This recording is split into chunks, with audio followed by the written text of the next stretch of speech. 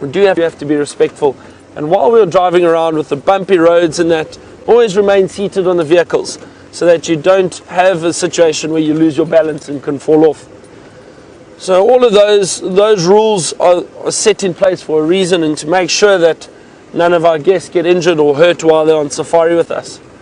But luckily, touch wood, no incidents yet, and I have not lost a guest.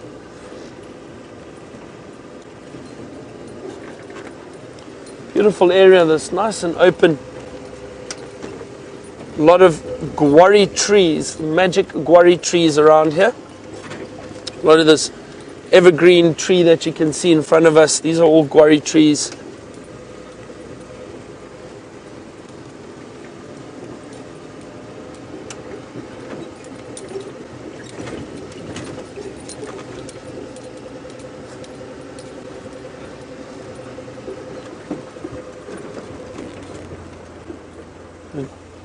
Justin has asked, can safari guests bring food with on the drive while we are doing a game drive? Yes, definitely, of course you can.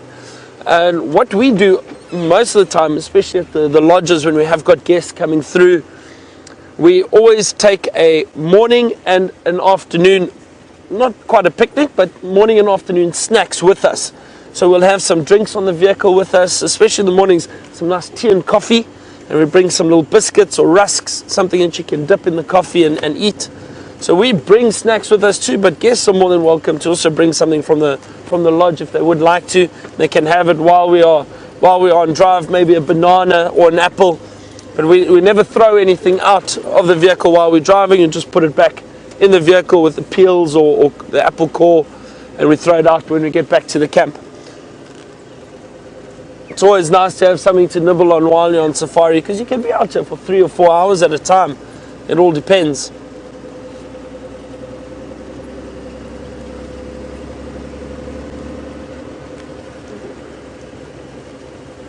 So again, I'm getting to know this area quite a bit now and getting the hang of it and more or less which area I'm in. At the moment, I have no idea where I am, which is quite nice. All I know is I am still on Djuma. I'm trying to scan very carefully while I'm driving.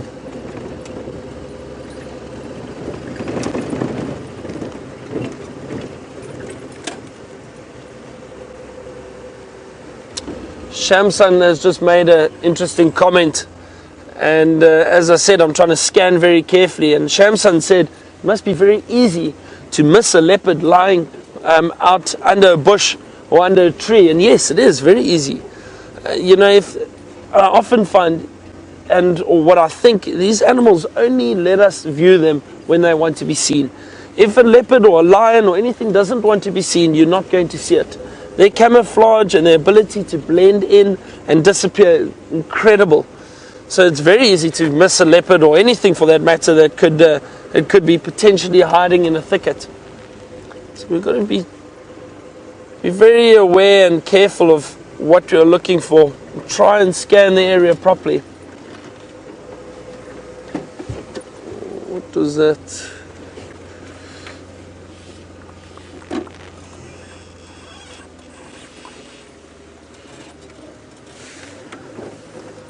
Thought I caught a glimpse of a track over here.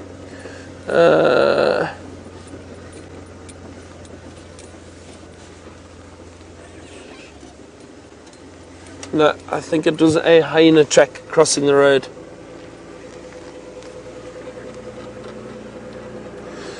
Okay, while I work out where I am exactly and where I'd like to go, cross over to James, get an update, and hopefully he's in a better mood.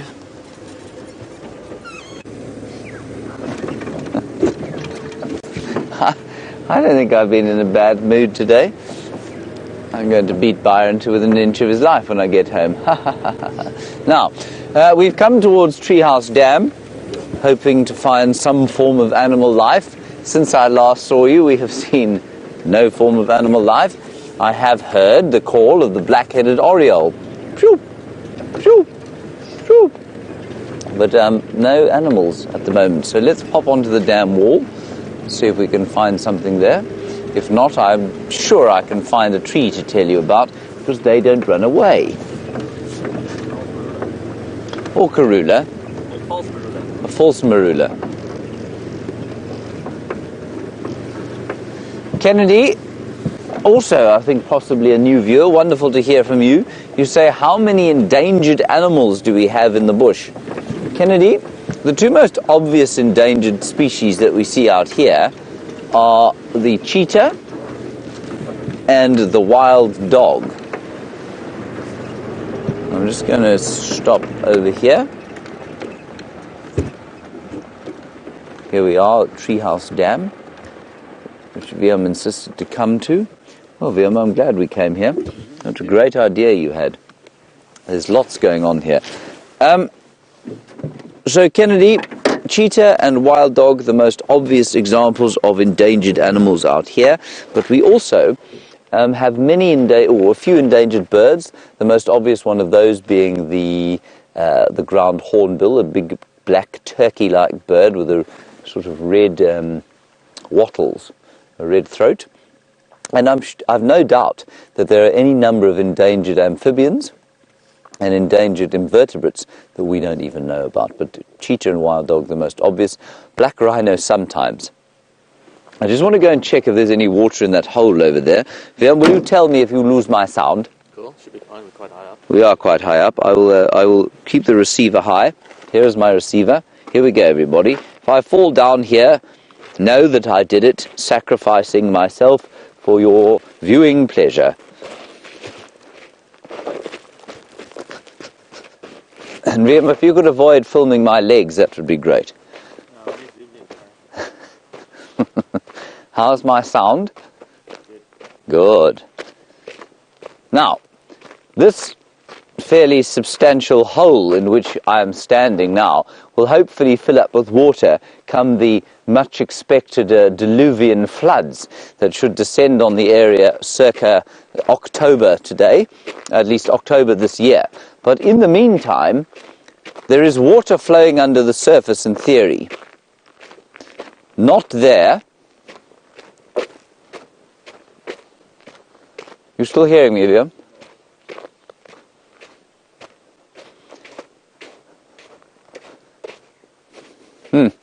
All of these patches have now dried up, everyone. There's no water in them. You can just see a little bit of moisture seeping to the surface, but there's no water. Just going to check one more.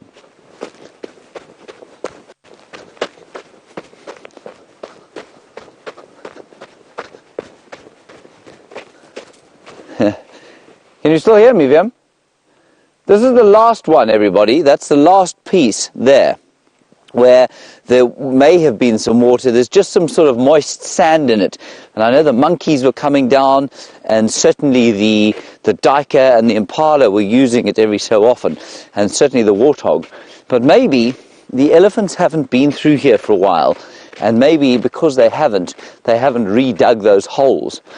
And so maybe they have to come through again, because I think they're probably the only ones capable of finding the flow under the surface and then digging the holes for the water. That's quite interesting. So the water is still flowing underneath here, but it's obviously just getting very deep. Right, Viam, are you ready? Here I come. Aging bones. Aging muscles. There we go. I made it, Viam. Oh, you were so amazed. I am, with your athletic ability. That is that's a crested barbet calling. The only form of life here at Treehouse Dam. This is amazing. Okay. On we go. It's a very, very beautiful day. It's starting to warm up a little bit now.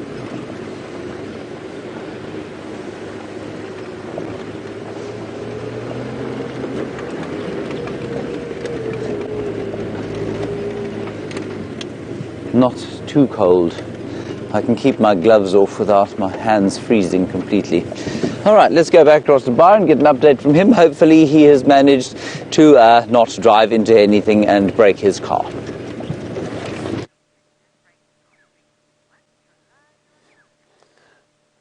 I have not driven into anything, but look what we have here. A beautiful duiker, which I was speaking about earlier, the other small antelope we get in this area. Remember I mentioned these are usually quite shy, they run off very quickly. This one seems to be very relaxed. It's a young male. Actually an old male, sorry, you can see that horn, that right horn, it's actually broken off already. It can often happen, maybe a little fight with another little duiker trying to fight for territory. But look at him, very elegant, dainty little antelope. And this is the one which bounds through the bush when it does run off. I'm so glad he's standing. Often they run off very quickly. They're very shy little antelope. And I think one of the reasons for that is because they are so small and solitary. A lot of the time you might find them in pairs too, but generally you see them alone. And they've got to be very careful. There's no one else to keep a lookout and warn them if there's any potential danger. So what they prefer to do is rather just run away and get out of sight of whatever might be in the area. Just see it's disappeared through the thicket there now. There he goes.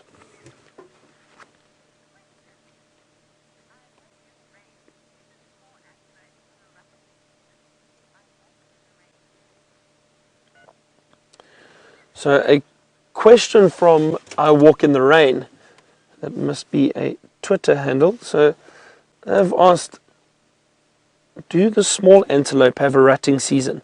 No, they don't. These antelope don't. They may have seasonal mating times, but they do not have a rutting season like the impala and wildebeest, who have very distinct rutting seasons in this part of South Africa. These little antelope can potentially mate any time of the year. And there it goes. Off it goes. Lovely. I'm glad we saw it. So yeah, so no distinct rutting season for these smaller antelope, but some of the other antelope, the large antelope that we have spoken about, they do. And also if you look at that Inyala, for example, that we saw, for a youngster to be born in the middle of winter, that's unusual. Just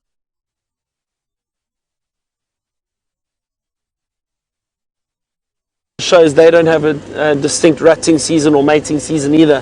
They can mate any time of the year.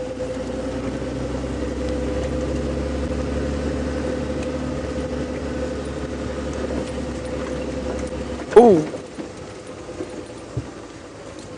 Kudu. Good morning. Look at this beautiful female kudu. Another few running through here. Raina from Texas would like to know, are there any dik in this area which we are in? No, there are not, Raina. We do not have dik down here. That is another small antelope. Looks almost similar to that duiker that we just saw. There are dik in the northwestern part of southern Africa. So in Namibia, we do not have dik in South Africa, but the only southern African dik is found up in Namibia. So not in this area at all. Or, Brian, I wonder if we can get a bird that is flying above us.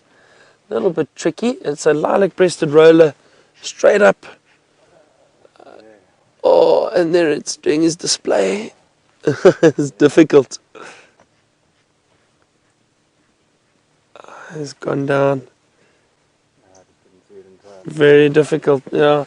And that was a lilac-breasted roller, and they get the name roller from a beautiful display that they do. They'll call and make a loud noise while they're flying up, and then often what they do is they stop flapping their wings, and they do a few rolls or loops down and up, and as they go down again, They literally rock from side to side. They look like a fighter jet. They go and they do this all the way down. That's how they get the name roller. This kudu have just moved off behind us. Nice to see them. Look like a small family group. Look like an adult female with 2 younger kudu. Different ages, obviously, but that were all moving together. Similar to the Nyala, you can find kudu in small groups like that.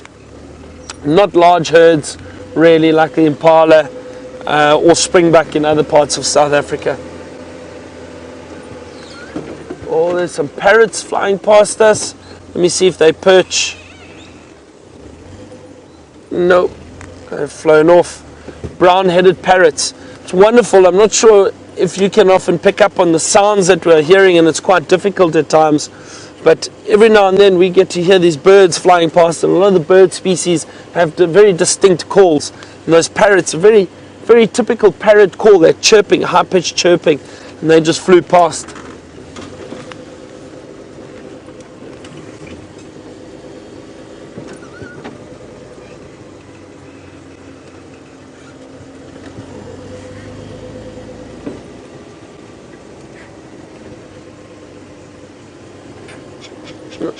A lilac-breasted roller just took off from a tree above us. It's nice and warm now. Well, much warmer than it was this morning. So I think the gloves can come off. Gloves are off.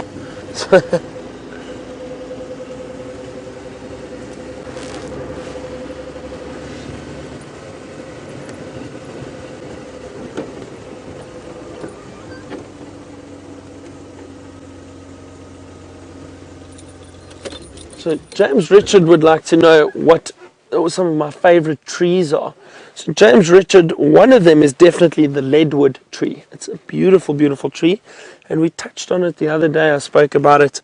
Very, very strong, sturdy tree. They end up standing or growing for many, many years. And even after they die, they end up standing for between 50 to 80 years. Very, very strong tree. Another one of my favorite trees is this tree right next to us. And it is called a marula tree. Have a look at that. Very, very beautiful marula. One of the reasons I like a marula is because it's got these very thick branches that branch out from the stem, from the main stem. And I always think to myself, these make perfect leopard trees. And I have been fortunate. I have seen leopards lying and draped over these branches in different areas. The other animal that loves them, the elephant. The elephant feed on the marula fruit in summer. They've got a very, very tasty fruit, rich in vitamin C. We can eat them, and it's got a lovely flavor. And have a look there. Brian is focusing on a sign that elephant have actually been interested in this tree. What has happened there is an elephant has pushed its tusk in through the side of the tree, and they do that to try and feed on the bark. Luckily, it didn't strip the bark off right around the tree, because if it does that, it is known as ring barking, and the tree inevitably dies. The reason for that is the bark transports all the nutrients from the leaves to the tree and from the roots to the tree. When that bark is stripped off, the layer which transports all those nutrients is stripped away, and it's unable to do that, and the tree will then die.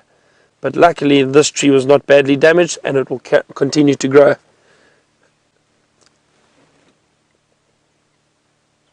Definitely one of my favorite trees with the leadwood.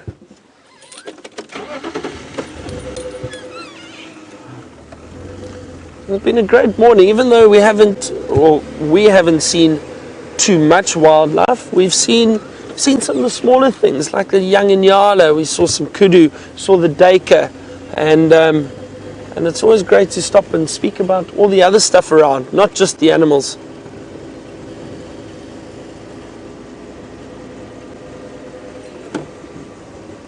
Speaking about trees, here's another one, which I'm sure has been spoken about before, but it is a beautiful tree, and it's called an apple leaf.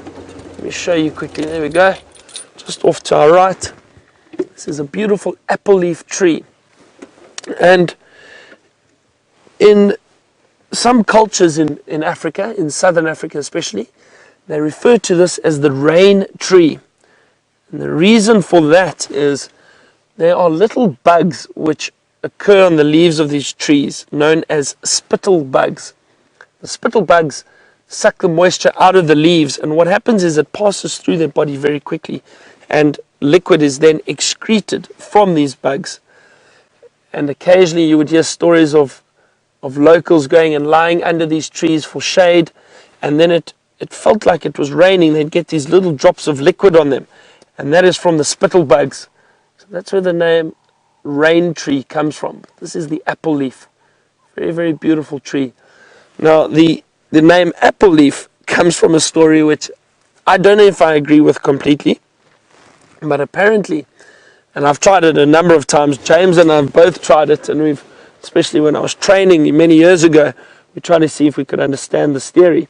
They say if you take the leaves and you break them in half, it sounds like that sound when you bite into an apple, that crunch. That's where this tree gets its name, apple leaf, from. We broke a number of leaves and we can't quite hear the resemblance, but you never know.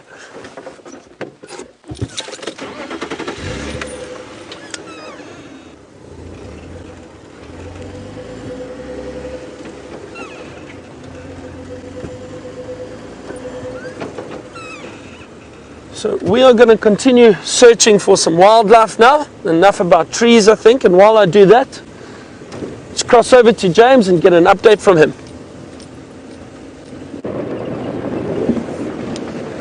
Hello everybody, we are heading north in Arathusa because apparently there are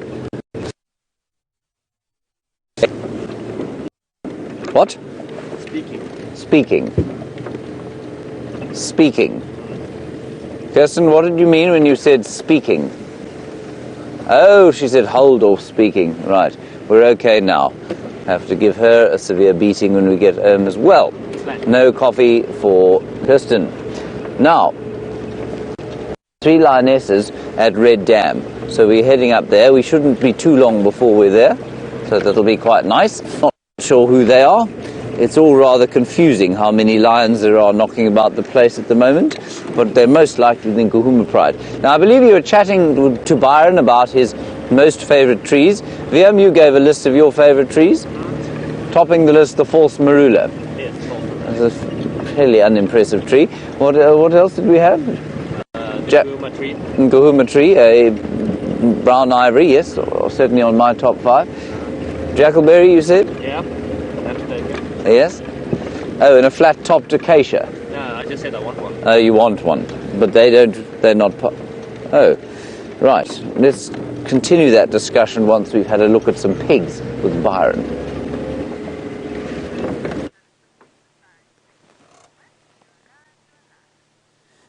Thank you, James. We do have some pigs. We have warthog.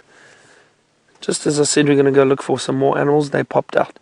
This looks like a family. There's a big male in the middle. There was a female leading in the front, but that's the big male. Look at him. Beautiful. Look at those tusks. And those warts on the face, you can see clearly. And that's how they get the name warthog. And then 4 piglets following them. Look at that. That one's on its knees feeding.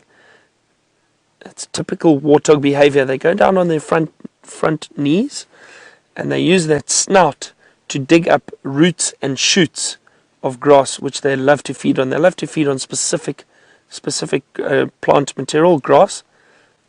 So they've got a very unique way of feeding. They go down, drop onto their knees. The male seems to be chasing the female off. They've just moved a little bit. Perhaps he is looking to mate. So this is what we call a sounder of warthog. That is what a group of warthog are known as, a sounder.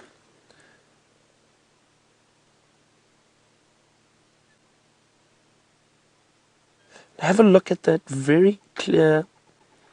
Can you see those very clear white hairs on the side of the face of those warthog, those young warthog? Now the reason for that is it is meant to resemble the large tusks of the adults, so that if a predator sees these young warthog, it possibly thinks twice about hunting them, because it may see that white-hair and think perhaps that those are sharp tusks like the adult has. So they've adapted this as a way to deter predators from hunting them. Very interesting. You can see it clearly there. Look at that. It does almost look like those tusks of that big male that we saw. And off they go. Wonderful. That was great. There we go. So from the warthog, James has got some dwarf mongoose.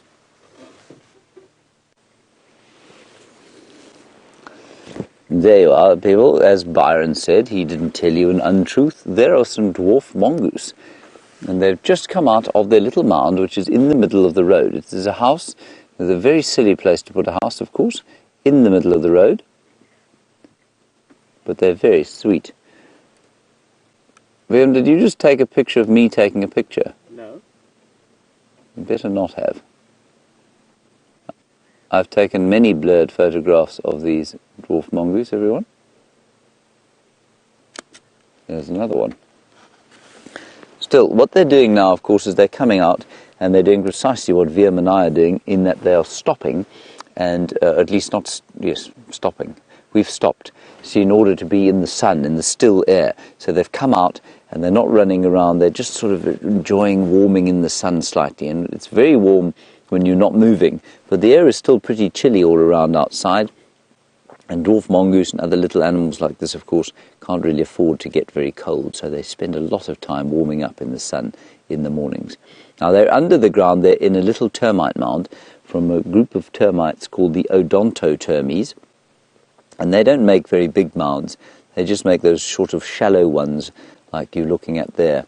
But they're still very, very well insulated inside, and that's why they make an ideal home for something like a dwarf mongoose. Even though I must say, you know, they are something of a risk, those holes, because you can get very cornered very easily inside one of them, or inside a termite mound like that. And so it's fertile hunting ground for something like a mamba. A black mamba would have a great time going into a mound like that and trying to devour a couple of little baby dwarf mongoose. And I think they'd probably do that, and that's probably their greatest risk, living in a termite mound on the ground like that.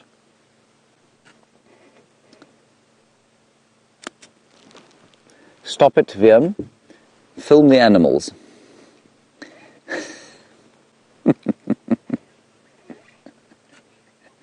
Viam finds my efforts at photography most amusing, don't you, Viam? He says. I do try hard. The world is full of people that try hard, Ken. I know. That is blurred. Absolutely hopeless. Flipping hopeless. Anyway, let's go and see. I think we should go and see the Nkuhuma lionesses. What do you think, Viam? Yes. You still incessantly. There we go.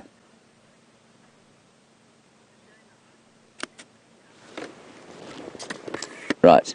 Nevin, we're going to carry on. Nevin, you're in North Australia. That's really nice to hear from you there. It's one of the places in the world I would really like to visit one day. Nevin, you say, no, we'll just watch the mongoose. I think they're probably going to go inside, back into their little den.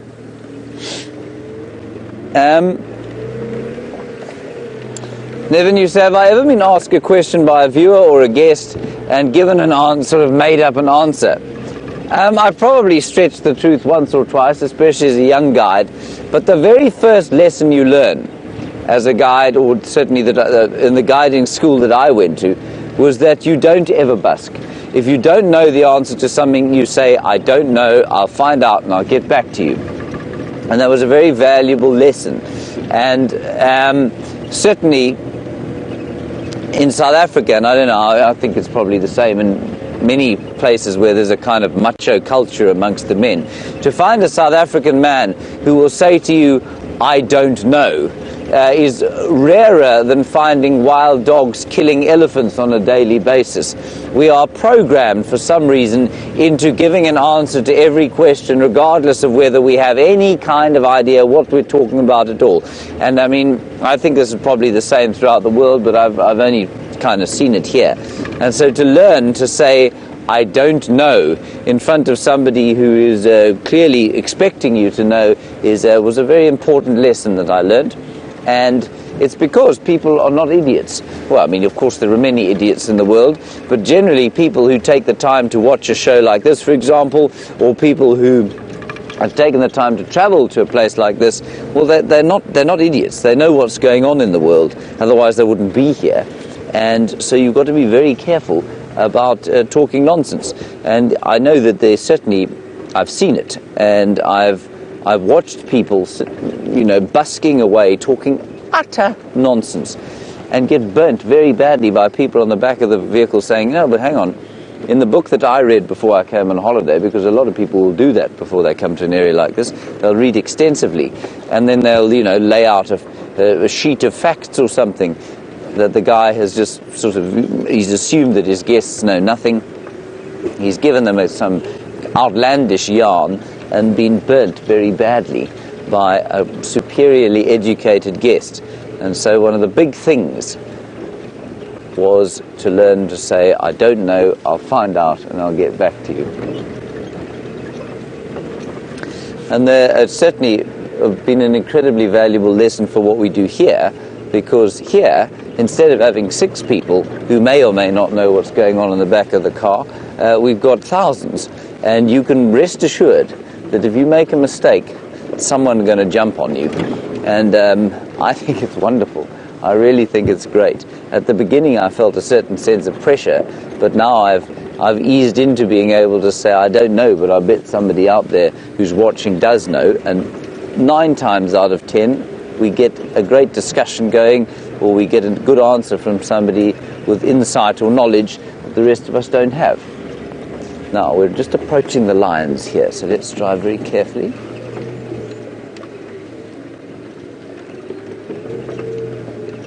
It should be just around the corner. The dam's here. I don't see any vehicles. Do you, VMP? What was VM's?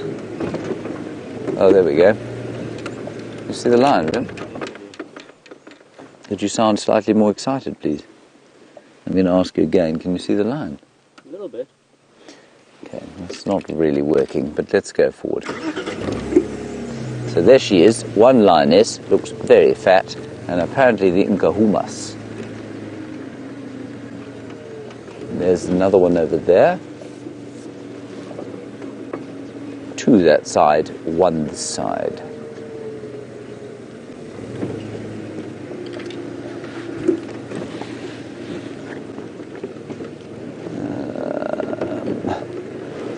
Best position to get into.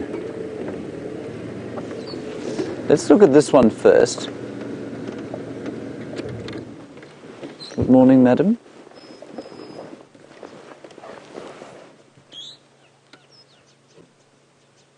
Now, who is this, everybody?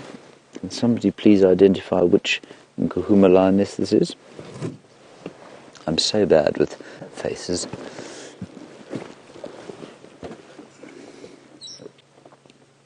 Okay, so that's our pink-nosed semi-sub-adult. So we know her.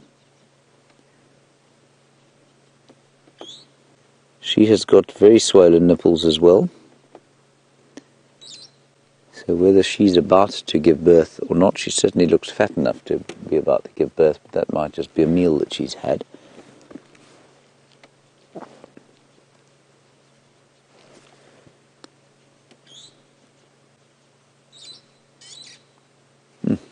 And in the background, the birds that Byron showed you, the brown-headed parrot. All right, so Sid, you're interested in knowing an update of the general sort of lion update of the area. Well, Sid, the general lion update is at least 2 Nkuhuma lionesses of the 5 have got cubs. one on Torchwood, one we think somewhere on Djuma, at least another one about to give birth.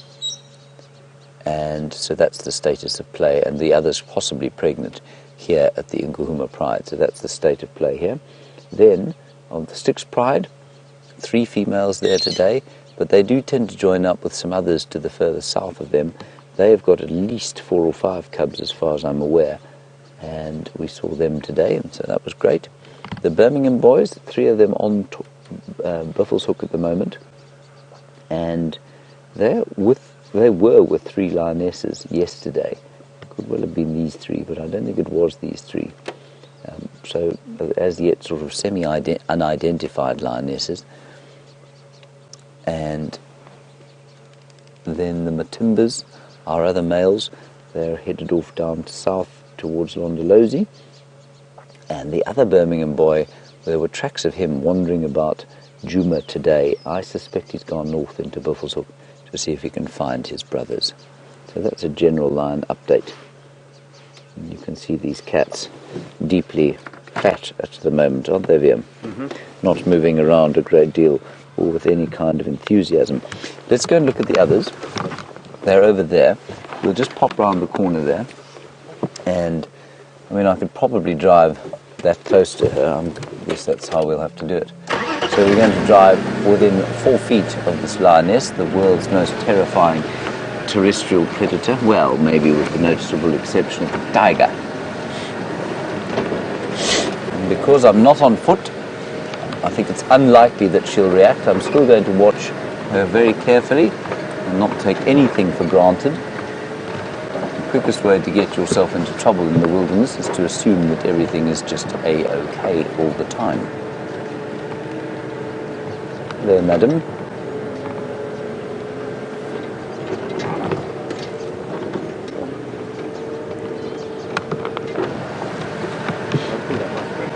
You don't think? But we saw at the dam the other day. You don't think she's pregnant? Yeah, at that dam. I don't look pregnant in some 2 days. So she's probably just lactating. No, she's not lactating. She's just fat, maybe. All right, let's have a look at these 2. Yeah, that's interesting, Liam. So she's got swollen nipples, but she's certainly not lactating, so she's not suckling. All righty. This is not a great position, is it? Let me go forward a bit. And then we'll try and identify the slot.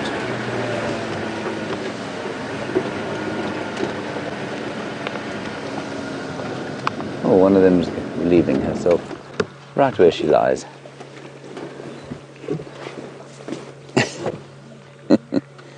Stunning. Now, who is that?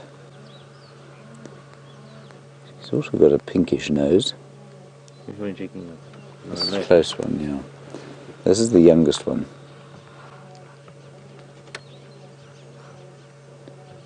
And unsurprisingly to me, she doesn't look to be pregnant. And nor does this one, who's much older. An almost entirely black nose. And she doesn't have those swollen nipples. So I think that big lioness behind us is pregnant. Anyway, time will tell. And they're very peacefully lying here, happily in the shade. Well, in the sun, actually. But I think Sunday has become a little bit overwhelming for them. And they're going to chill out now for many hours to come. As is the way with lions. Nice work if you can get it, don't you think, View? Yes. I'm on the x-axis. You could basically draw a sort of parabola there. And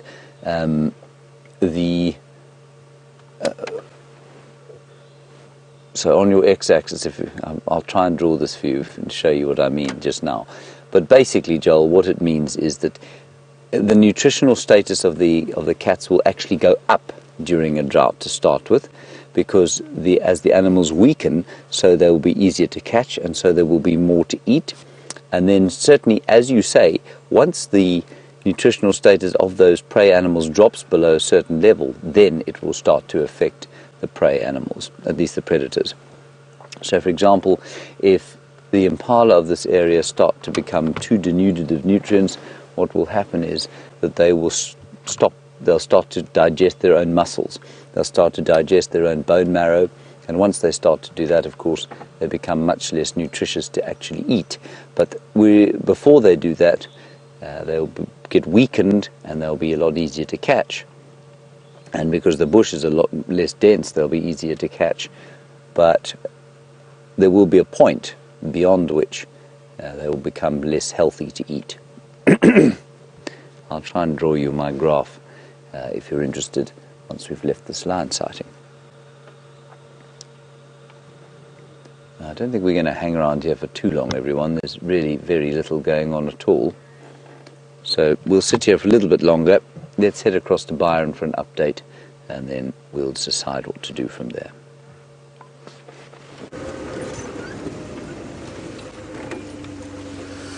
I'm so glad you got to see some more lions with James. It looks like he's having all the luck with the cats this morning. We are heading towards the hyena den. I'd like to see if there's any activity around here. We just got into the turn off from the main road to the den, I think. This does look right. Let's see if we're lucky and have any hyena around.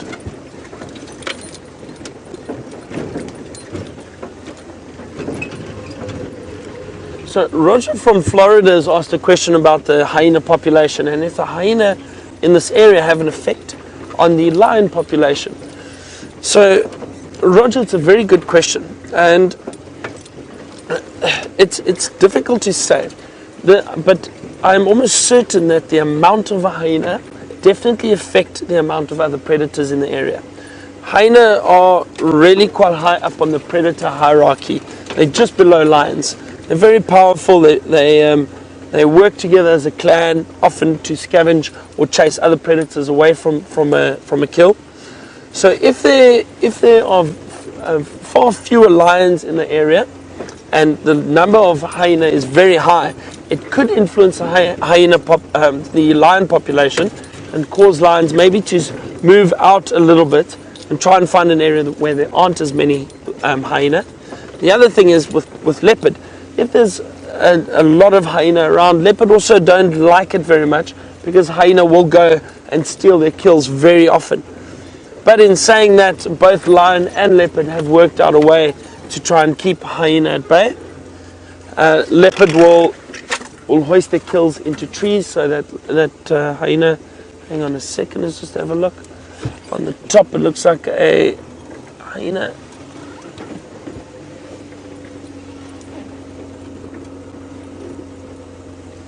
Can you see it there, Brian? No, very tricky from this angle. Just try to reposition. Just in the top. You got it. There we go. Right on top of the termite mound. So as I was saying, the leopard, for example, hoist their kills into trees so that they can avoid hyena.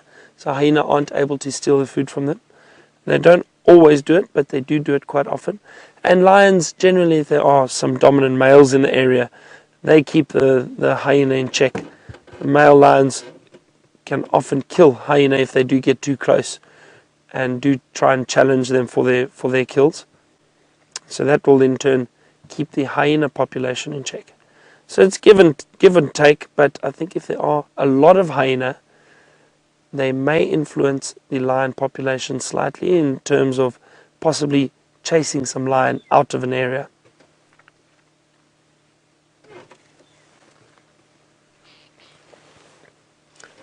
Don't see any sign of the young ones. Just trying to scan around and see if there aren't some others lying out.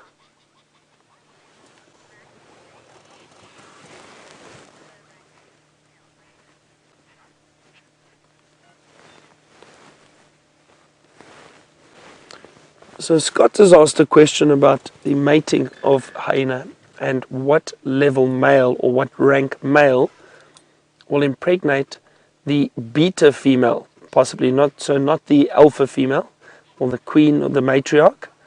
And that's a good question, Scott. I'm assuming it could very possibly be any one of the larger males that pass through an area can impregnate that female. Doesn't necessarily have to be a single dominant male that mates with the females. It can be another male. But also the thing is, you'll have different males coming into a clan to mate with the females. It won't necessarily be a male from that clan. Within a clan there's a matriarch, and she has got, or she will have, a number of young and sisters and other related hyena within that clan. And there will be males within it, but you may get dominant males coming in from different areas to mate with hyena. And it's interesting, usually it's only the dominant female or the matriarch which will mate and give birth to cubs. But in larger clans, she will allow other females below her in rank to mate and have cubs, and they will all raise them together within the clan.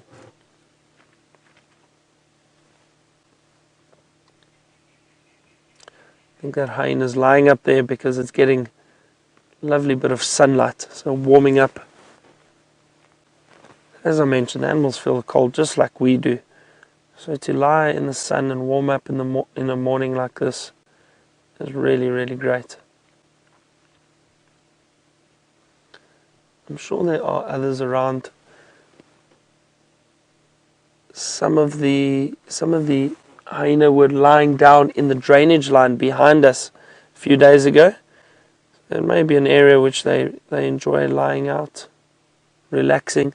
There could also be some other hyena on the other side of the termite mound that we just can't see right now.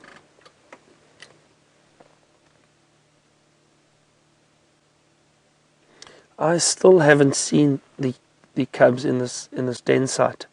James, I know, had a little bit of luck the other day and got to see 2 or 3 little faces popping their heads out.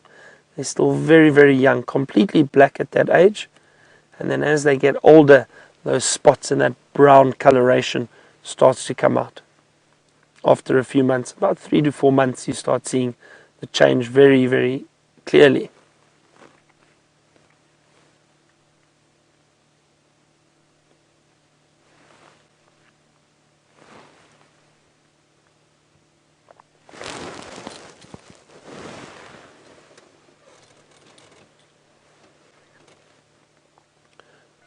So nice and peaceful here at the moment.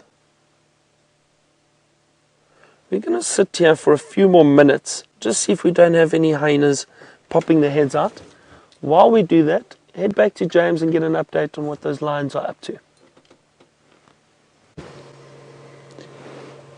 James has found the last remaining flowers of the summer hanging out here in the drainage line. And they are plumbago flowers. They are white plumbago flowers. Let's put them in the sun here. You're being most inconvenient this morning. There they are. Very beautiful flowers, and they come in blue, they can come in pink, they come in purple too. Isn't that pretty? They smell of nothing at all.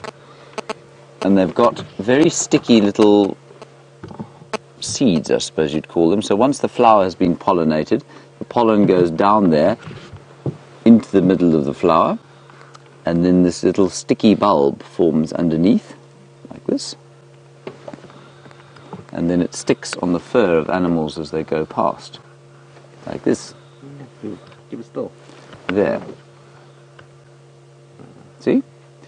And then the animal walks along and deposits it when it deposits the flower or the seed when it walks past. A scraping thing. Right, there we are. Good. Excellent. Well done, Liam. Good job. Let's carry on. We're in the valley of the Great Marakeni drainage line here, driving along, having a little boat ride. Not really sure what we're hoping to see. We left those lions because they couldn't be bothered to get up and perform for us, which I suppose is fair enough. They do have a life hard enough without having to act for us. But they're fast asleep. So I think we'll just leave them and carry on and see what else we can find on this very, very pleasant Sunday morning. We'll also try not to destroy the aerial as we go. Hyena's not out, I believe, just the one there. Hopefully those little cubs will stick their heads out.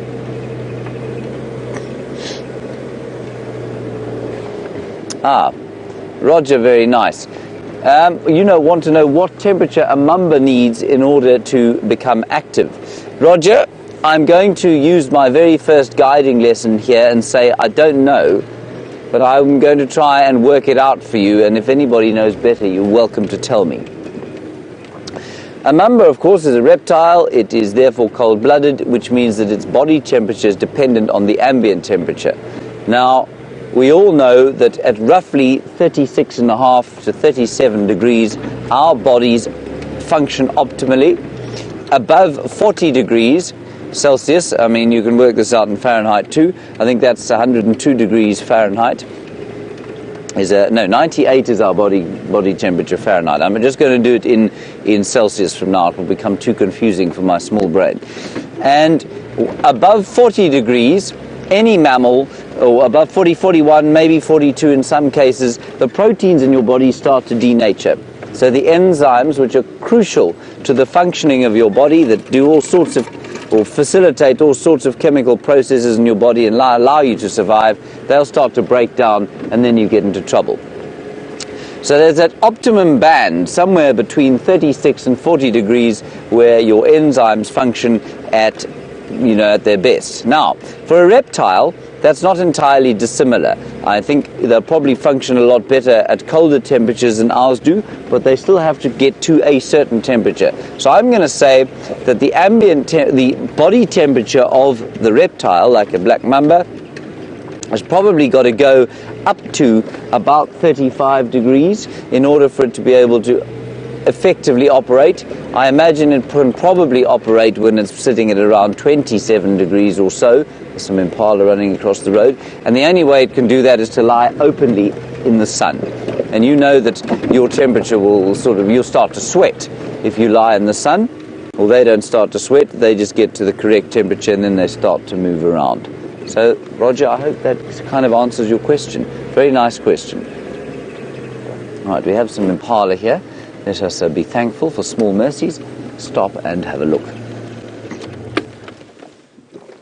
And it brings up another discussion that I often have with people. They say, well, we want to see the big five. And you say, are you sure you want to see the big five? You don't want to see impala and things like that.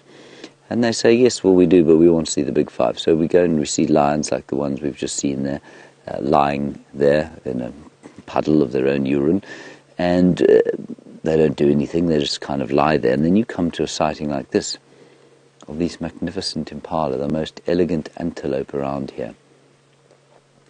And they're doing things, and they're feeding, and they're frolicking, and they're flicking flies off their bottoms with their tails. And they're behaving in really interesting ways.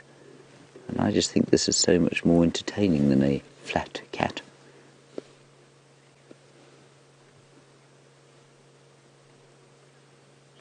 Beautiful. Magnificent colours as well. Oh, the jumping. Great jumping skills they have. Not quite as good as the Nyala, but still pretty good. Yeah, I think I might take my scarf off. Such is the temperature of the day. Make a noise. I have already made a noise because I know that my microphone is close to my scarf. And listening, and what they're going to do is they'll do a little bit more eating, I imagine. They've probably been much like those buffalo we saw earlier on, having a bit of a feed through the middle of the morning, and they'll go and find some shade, and there they will chew the cud for a little while. But you can feel how still the morning is. Just a black-headed oriole calling.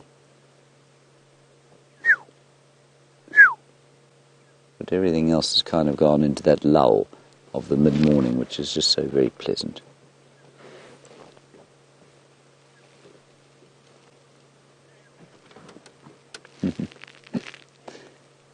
And some of these male impalas, some of the rams, are still knocking about, herding females together, trying to keep them in some kind of a harem structure, which of course is a waste of time, because any female impala that's going to be pregnant is already pregnant. And so I guess it's just a kind of throw over to the rutting season, and the testosterone levels are still pretty high. Let's ease our way past these fellows. Now, there were supposed to have been some leopard tracks around here yesterday. I haven't seen any, but there are thousands of hyenas that went running up and down the road here.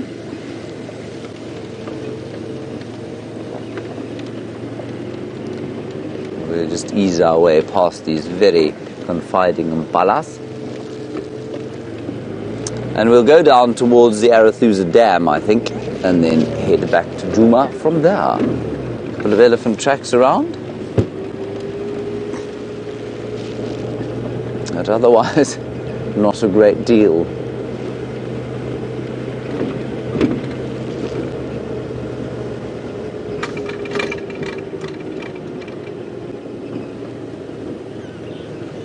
I feel like I've just had something read to me in English that isn't in English. Kirsten, I've either gone mad or I'm not following the question. Can you go again with that? Ellen, you've asked a question. Sounds like a good one.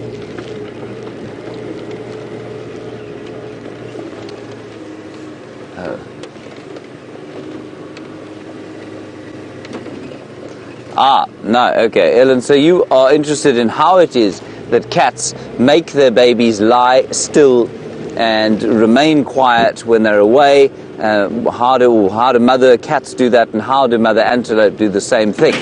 Well, in the case of the cats, well, I think in the case of all of them, I think it's almost entirely instinctual. When mum's not around, you're afraid, and so you shut up and you just lie down in a bush.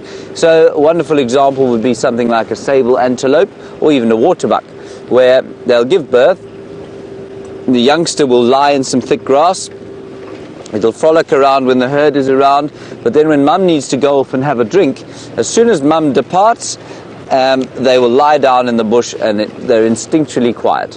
I believe it's completely instinctual. And the same thing happens with the cats. They'll frolic around when the mother lions are around. Then when they make that, I don't know exactly how they do it, but they'll make a growl or communicate on some other level, and the cubs will go into thick bush and they'll be quiet and they won't say a thing and they won't move. And it's purely an instinctual thing. When mum's not around, you're quiet and you're down, you're not doing anything. And we had an interesting sort of sighting the other day of the two Karula cubs, George and Charlotte, and they were sitting without her. She'd gone off hunting, and George was up in a tree and Charlotte was down on a termite mound, and they weren't doing anything. They just sat there, and we spotted them, and they came around. At least they didn't move until George knew he'd been spotted, because he could see us, and then he could see us looking at him, and he became a little bit uncomfortable, and so he came down out of the tree and hid. And she didn't think we'd seen her. She was sitting on the top of a termite mound basking in the sun. It was the most wonderful little sighting. And she just lay there in the sun enjoying herself, but she wouldn't go and play with her brother, and they wouldn't sort of play together and frolic about the place without the mother there. And that's purely an instinctual response to feeling unsafe without their mum there. So Ellen, I would say it's almost entirely instinctual, and what the specific sign is that a mother gives to her youngster, I don't know. There I go again, Liam, saying I don't know. Did you notice that? I don't even know. No. You've stopped listening to me, haven't you? Yeah. Liam has stopped listening, everybody. He's just driving along, enjoying his Sunday morning, enjoying the great blue skies above our heads. All right, let's go across to Byron, get an update from him. I'm going to head towards the water with a bit of speed.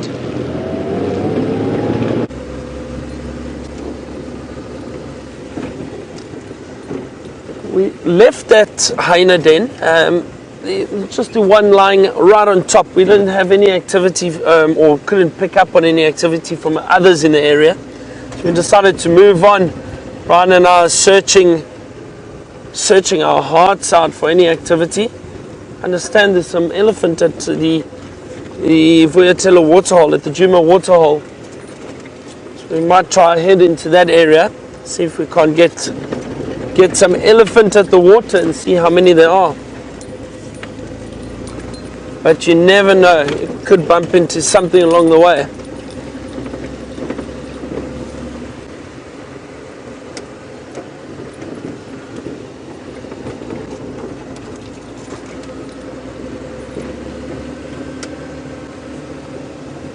Really nice and warm now, so I'm thinking that start getting a lot more activity from animals, moving around a lot more, maybe heading down towards water.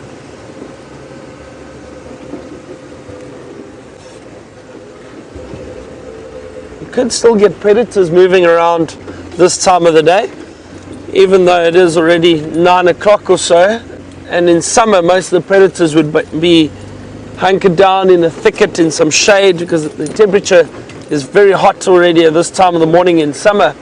But no, in winter it's still really nice and cool, so you do still get a lot of movement from those types of animals.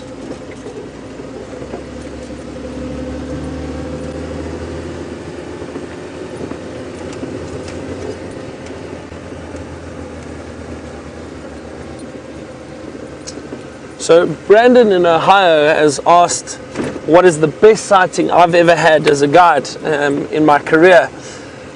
Brandon, it's such a difficult question to answer. I've been very fortunate, and I've seen a lot of different, very exciting sightings, from leopards hunting and killing to lions hunting,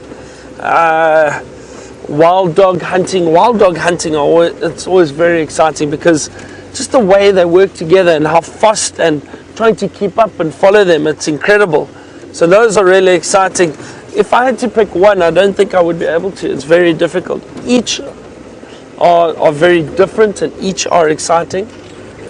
But I have been fortunate that I've seen a lot in the years that I've been guiding. One sighting that I can think of, that I remembered, it was exciting but very emotional at the same time, and the reason for that was a pack of wild dog were running through an area, and they were on the hunt, and as they do, they'll often just move through a whole area, and if something gets flushed out or they find a herd of impala, for example, they'll split off and they'll run together into the area and try and hunt those impala.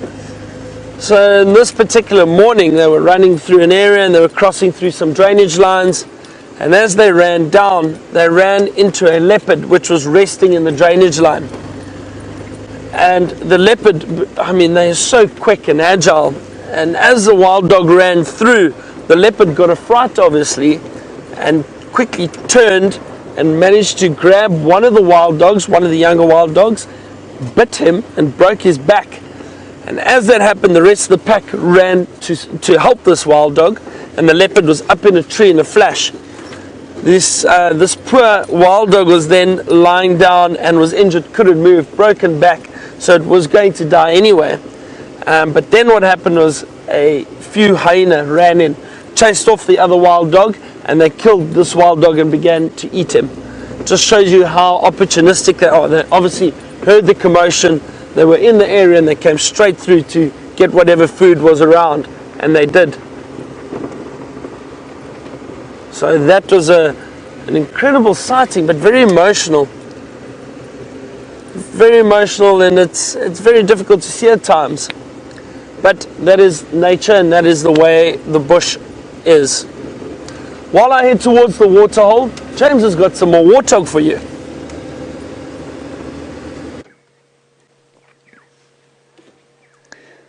Well, the sort of a warthog, everybody, is just lurking behind a bushel there. I don't want to start the engine and give him a dreadful fright. Here he comes out. And I think he's a young boar. No, he's not. He's a young sow. She is the young sow. I don't know why she's on her own. Now, the way I can tell that, of course, by the number of warts on her face. She's only got that one small set just under her eyes. On a male, those would be much bigger, and there'd be another set just behind her front tusks there. She's got quite impressive whiskers for a lady, don't you think, Viam? They're almost as impressive as your whiskers at the moment. Yes. Very long, luscious hair on the back of her back there. I actually got a mane, not whiskers. You do have a mane, not whiskers, yes. Yeah, she's the ramp model of the warthog world, that. Very nice, finely manicured whiskers there. Now, watch her use her snout there to eat. There's a very good reason, of course, that a pig has that hard snout in the front of its face. And the reason for that, of course, is that it's like a little spade. And she uses it to dig out the bits and pieces of roots that are underneath the ground there. She pulls up the rhizomes, which are the underground stems that contain a lot of carbohydrates and nutrients, where the plant stores those things for dormant times. And she digs them up with her snout, and that's why she sits there on her knees. Now, those little balls that you can see near her, that next to which she's eating, are wild aniseed or osmum, and I've never seen an animal eat them. I just want to see if she is actually eating those. Because they're very aromatic, so they're full of oil.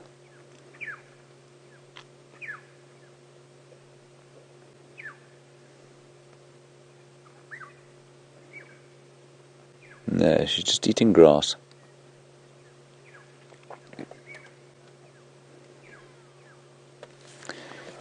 Now, the other thing to ask, of course, is what on earth would the function of those whiskers be? Because, I mean, I can't really see what they'd be used for. Certainly in the youngsters, you will read that they're there because the teeth take a while to grow, and so, in the youngsters, those whiskers look like tusks initially. And maybe it might sort of deter predators from trying to eat them, but I don't think it does. But that really is quite an impressive set that she's got. Look at her digging there with her snout. That's wonderful. All right, let's head across to Byron. Byron has also got something with quite a long snout. Much longer than this one, though.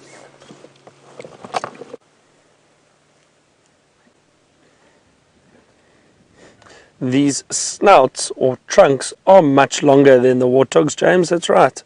Look at this wonderful herd of elephant we got at the Djuma waterhole. This is great. Always fantastic to see elephant, especially at water. I just love watching them, and the way they interact and how they use those trunks to drink. And watch, a lot of them are sucking water up with their trunks and then blowing it back out. Often what they're wanting to do is just get some clean water, so they'll try and splash away some of the dirt or sand from the top of the water, and then they'll suck up the clean water and drink that. And look at that young one. Oh, if you look there, just over there, that adult just sprayed water on top of that youngster. Is not very happy.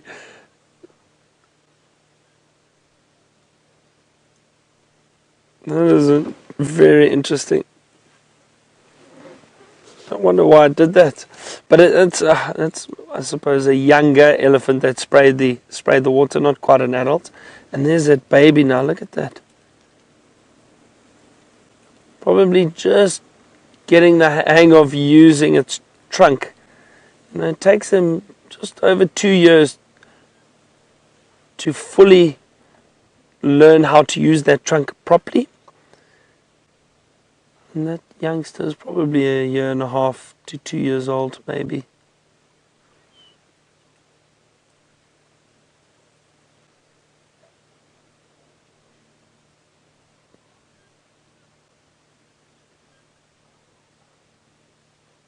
Oh, that's wonderful. So peaceful here. And these elephants just seem to be enjoying standing in the sun, warming up. They've got water right here, just resting a little bit before they decide to move on and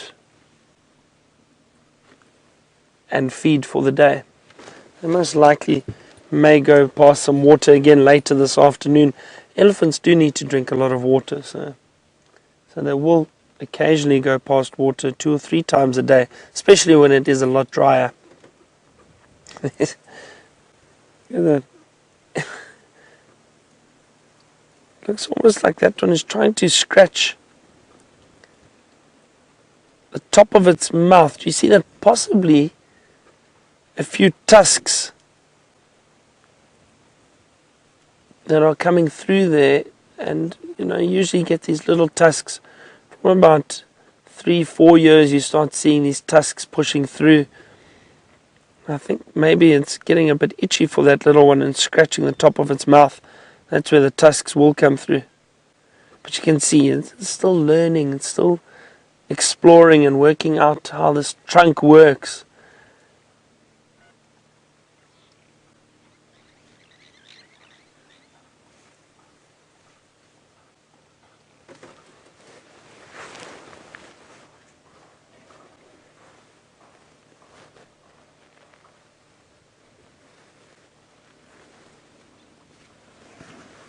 And see, smelling, picking, trying to work out how it can use its trunk. It's amazing. I could watch these for hours.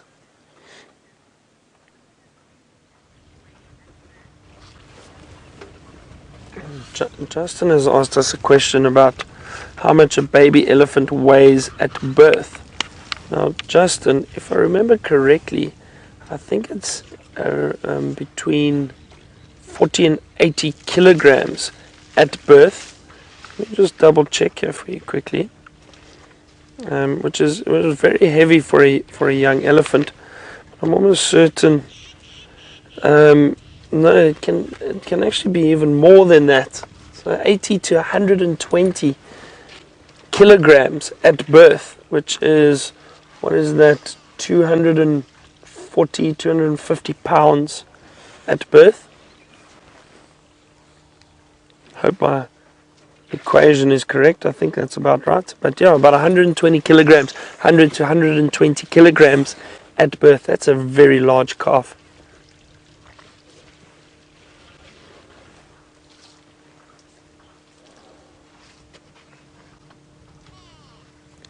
A little bit of maintenance going on in the background at Djuma.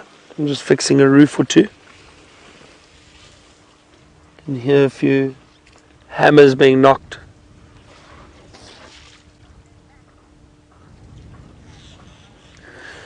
So Sally has asked, why do all these adults have their backs to the water? I don't know, Sally. I mean, it's a good question. Why are they all standing like that? I don't think there's a specific reason.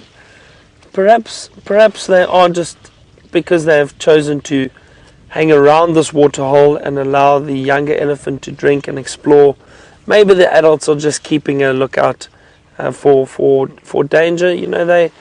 Elephant, even though they are so large, they are still aware of predators, and they don't really, especially in this area, probably don't have a direct threat, but they are still careful. So it could possibly be because they're just having a look around, making sure there are no predators, and letting the youngsters enjoy the water and enjoy exploring the waterhole. But I don't know if there's a specific reason. That would be my guess and my theory.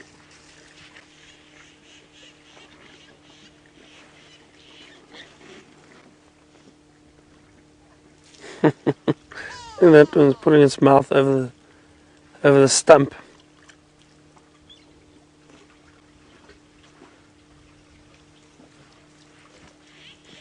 It's amazing. They're so relaxed. There's one off to the left. Just on the left of the waterhole, you'll see it's dust bathing. Have a look at that one right there. Picking up sand with its trunk and throwing it on its back. The reason they do that is often to protect the skin. Get rid of some of the flies or insects that might be sitting on the back. And also to cool it down and protect the skin from the sun, from the harsh sun during the day. In summer especially, when it's very hot, they'll splash mud and water and throw that on their backs. And then now in winter and also in summer, they will do it with sand too. They'll throw that, pick it up and throw it over their backs.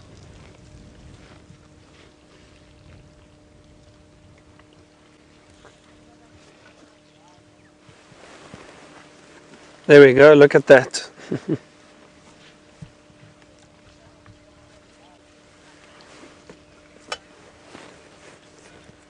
So Lauren has asked a question about the tusks, and I think what we saw with that youngster rubbing its front mouth on the stump. And Lauren has asked, does it hurt when the elephant tusks come through? Is it like teething for us?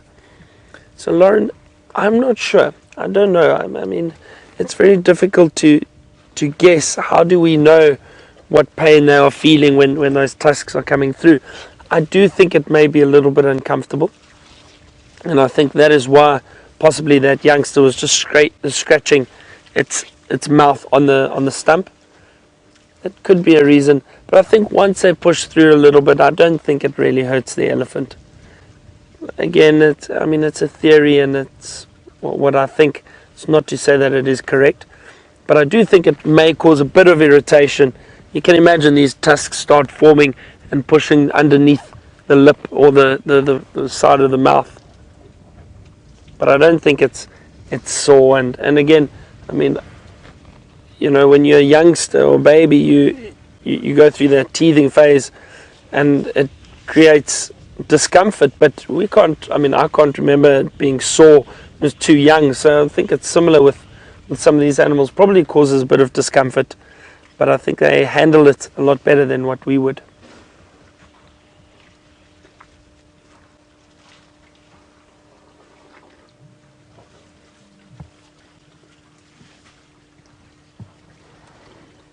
Really enjoying all the different questions from everybody from all over the world. And you know, one thing I've realized is that you can be guiding for so long, but you constantly learn new things, and on a daily basis, being out in the bush. I've been guiding for a long time, but still, to this day, I'm still learning and seeing things that I've never seen before. And from all these questions, and then it's also a way for me to learn and share some of the knowledge that I have with all of you back home, and hopefully you are all learning from it. But always remember that we learn every day with nature and with wildlife, and we can learn from nature and wildlife. I think the way animals look out for each other, and especially elephant herds, you know, they look after the young. I think it's such a valuable lesson for us to take from them too.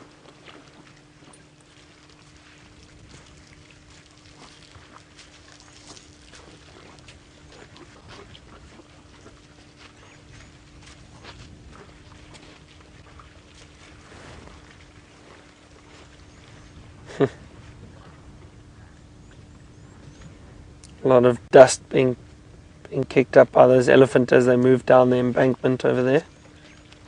What I'm going to do is reposition for us quickly.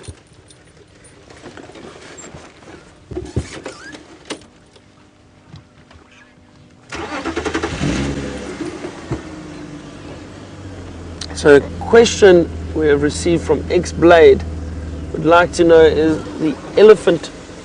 the elephant skin stronger than rhino skin, or is it the other way around? Is rhino skin stronger than elephant skin or hide?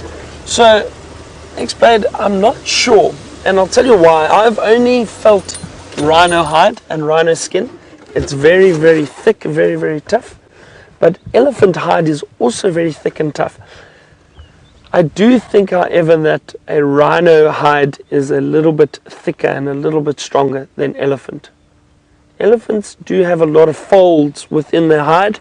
You can't really see it at the moment, but if you get really up close to an elephant, you can see little folds in the skin and that. And I think the skin of an elephant is a little bit more sensitive than that of a rhino.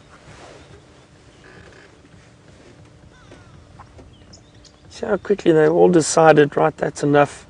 Had enough water, time to move on. The whole herd moves together.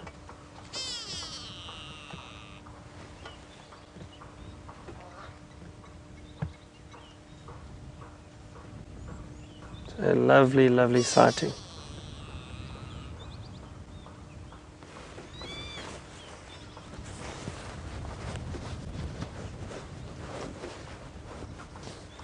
Great go-away birds coming down to drink at the waterhole. Flown off there now. Look at those ellies. It's interesting. They know, I mean, I think they know these areas so well. They know where the water is. They know where they're going. Now they're heading off to go and feed for the day. You know, elephants have to constantly feed. They feed for most of the day. You need a lot of fuel to keep those big animals going. And as I mentioned earlier, I'm sure later on during the day they may go and find another waterhole and go and drink.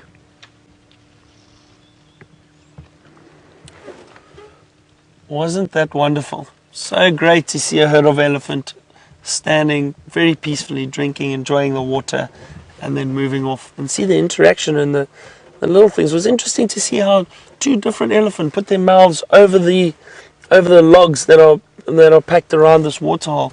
Very interesting behavior. We're going to carry on. I think what we're going to do is head up towards the quarantine area and see if there's anything up on the clearings over there. Maybe we're lucky and we have one or two buffalo lying around, or herds of impala or zebra maybe.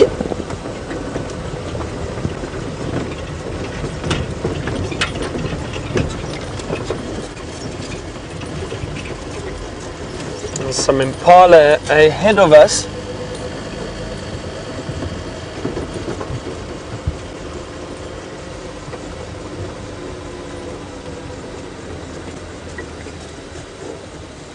Look at that. As I said, it's always nice to see impala. I think they are very beautiful antelope. That's a young male in the front and a female behind. The other morning, those of you who had joined us, I was talking about the skin or the hair on the impala. And early in the mornings, we would have seen it this morning if we saw any impala, but we didn't. The hair on the backs, what happens is it looks as if they've been brushed the wrong way.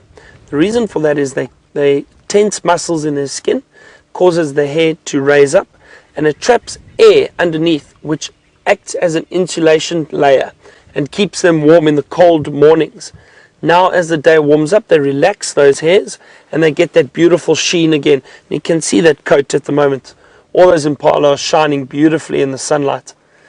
But when you do see them with their hair standing up, then it's very strange. It looks like they've been brushed the wrong way. You can see it very, very clearly. That's great. Well, we've had some luck with antelope this morning. We've had all the impala, and then we had some kudu earlier, and of course that inyala with that beautiful newborn baby. That was wonderful. Great morning. Really enjoyed it. Glad it's warming up though. It was chilly this morning. Thank you very much to Brian and the Thumb for keeping me company, doing such a wonderful job with the camera. Thank you. And then it was great to finish off with those elephant. Thank you to the ladies in final control, so Kirst and Lou. And my name is Byron again, and we will see you this afternoon for our sunset safari. Have a wonderful day.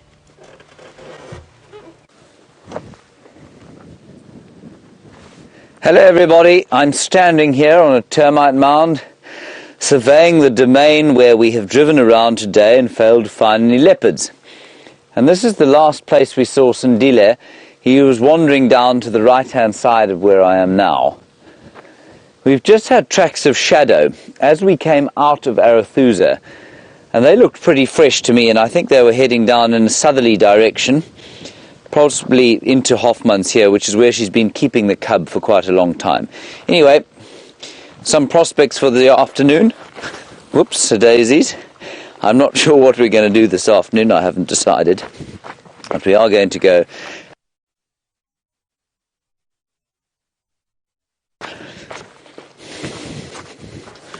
in the manner of Huckleberry Finn chewing a piece of grass. Right, I'm plugged in again. So we'll drive slowly forward, because on a Sunday one must drive slowly and enjoy the sights of this beautiful winter's day that we have here. I'm glad Byron managed to find those elephants. It was looking a little bleak at one stage, but starting to look better now.